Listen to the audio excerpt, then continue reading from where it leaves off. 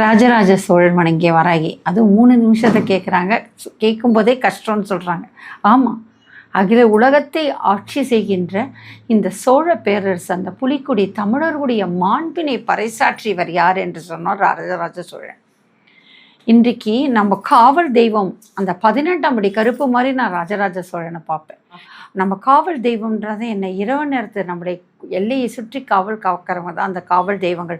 அந்த மாதிரி அந்த நம்மளுடைய தமிழுடைய மரபினுடைய தமிழ் மக்களுடைய காவல் தெய்வமாக இருந்தவர் ராஜராஜ சோழன் என்று சொன்னால் மிகையாது. அவருக்கு ஏன் அந்த இடத்துல ஒரு காவல் தெய்வம், அவரே நம்ம வழிபட்டார். இன்னும் எவ்வளோ ஒரு அதீத சக்தி, என்ன ஒரு மறவருடைய அந்த மாண்பு நமக்கு கிடைக்கும்ன்ற ஒரு ஆசை எனக்கு உண்டு. அந்த அப்பேற்பட்ட ஒரு திறமைசாலி உலகத்தில் அது மாதிரி தஞ்சாவூர் பிரகதீஸ்வரர் கோயில்லையே அந்த கட்டிடக்கலையாக இருந்தாலும் சிற்பக்கலையாக இருந்தாலும் தெய்வீக இருந்தாலும் தமிழ் மொழியினுடைய மகத்துவம் அத்தனையும் அந்த கட்டிடக்கலை சிறப்பில் இருக்குது.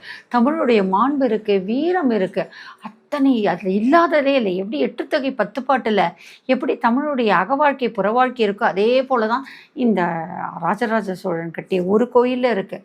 அதிலிருந்து இந்த உலகத்தையே அரசாட்சி செய்த அந்த ராஜராஜ சோழனுடைய மாண்பு இருக்குது அப்படின்னு சொன்னால் அதற்கு காரணம் யார் என்று சொன்னால் வராகி அம்மா.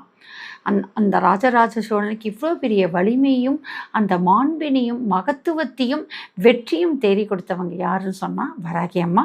அந்த வராகி அம்மா கொற்றவை காளியாக இருந்து அந்த ராஜராஜ சோழனுக்கு பக்கபலமாக படைத்தலைவியாக அந்த அம்மாவுக்கு ஒரு பெரிய கொற்றவை தாயாக தெய்வமாக ராஜராஜ சோழனுக்கு காட்சியளித்து அவங்க வரம் கொடுத்து தான் ஒவ்வொரு போரிலையும் சென்று வெற்றி பெற்று வருகிறார்கள்.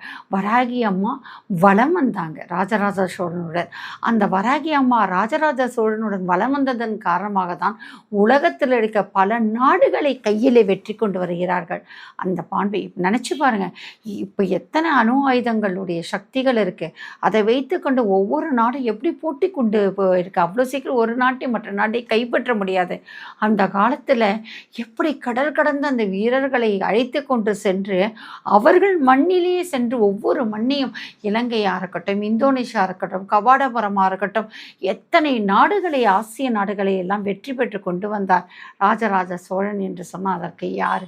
நான் அடிக்கடி சொல்கின்ற வலிமை வராகி. அந்த வராகி அம்மா தான் கொற்றவை தெய்வமாக, கொற்றவை காளியாக ராஜராஜனுக்கு வெற்றி தரும் தாயாக இருந்து அந்த ராஜராஜ சோழனை வழிநடத்தியதன் காரணமாக தான் இன்றைக்கும் அந்த தஞ்சாவூர் பிரகதீஸ்வரர் கோயிலே முன் வாசல்லே முதல் தெய்வமாக வராகி அம்மா இருக்காங்க.